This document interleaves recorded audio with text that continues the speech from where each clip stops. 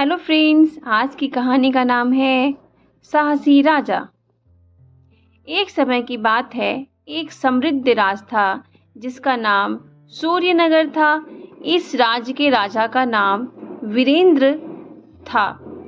ये बहुत ही न्यायप्रिय और दयालु थे। इनके राज में खुशहाली और समृद्धि थी।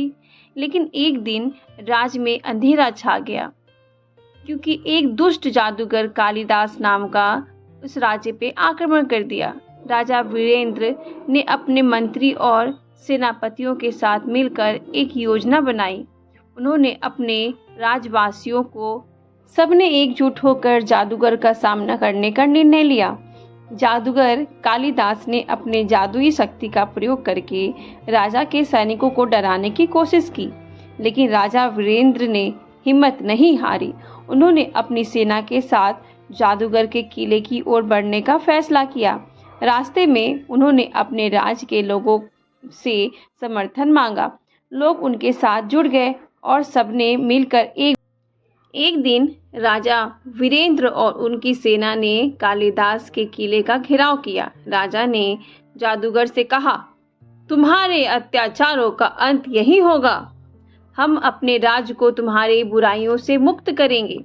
जादूगर ने हा हा हा हा हंसते हुए कहा, तुम मुझसे हार जाओगे, मैं अजय हूँ। युद्ध शुरू हुआ।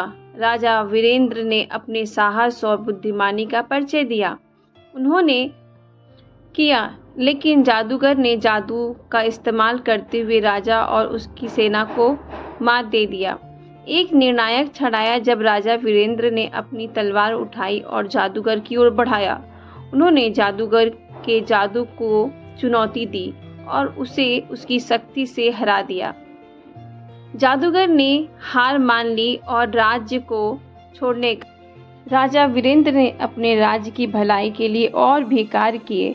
उन्होंने शिक्षा और स्वास्थ्य सेवाओं में सुधार किया, जिससे राज्य और अधिक समृद्ध हुआ।